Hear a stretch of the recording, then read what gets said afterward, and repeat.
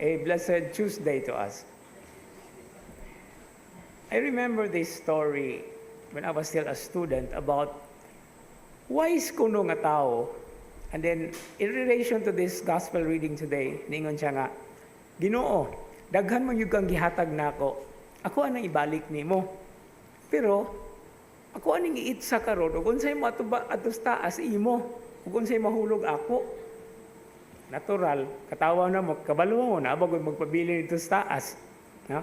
But of course, he took it as it is, as he believed, but forgetting the fact that God is God of the heavens, of the earth, and even below the earth.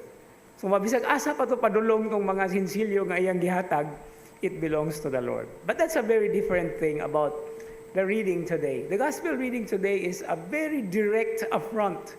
No, ingon ana man gyud ng mga Parisiyo, the authorities were always after Jesus, against him.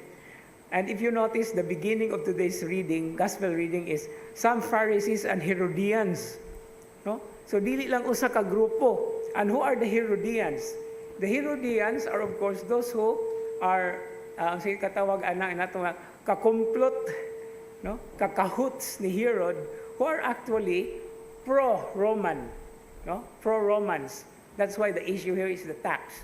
But what was Jesus' response to them? Taking the wisdom that who really he is, no? Iyang ipakita ang nangayo siya og denarius, usa ka coin. Nga gipangutana kung kinsa lang naa diha nga imahe, no? Or print. And so, since it is Caesar's, then, ningon siya, give to Caesar what is Caesar's, but to God, what is God. So to make the long story short, what is Jesus' message today?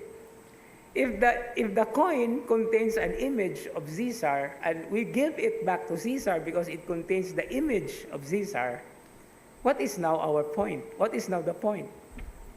Remember that we are created in the image and likeness of God. And so if we give the coin back to Caesar because the image of Caesar is in the coin, and since we are the image of God, we give ourselves back to God. And that is the most beautiful thing that we have to take a look into. Not only in the material things that we can afford or we're able to give, everything that we are, everything of who and what we are, it belongs to God. And this is the point that every time we gather as a community, not only in the Eucharistic celebrations, but also in the prayers that we offer, it is not just words, songs, or whatever we can offer through the liturgical way of doing it, but it's our very self, inside and out, our bodies and soul, who are actually our best gift back to God.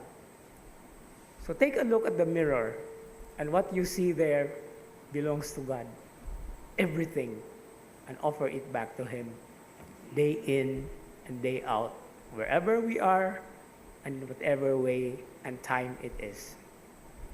Amen.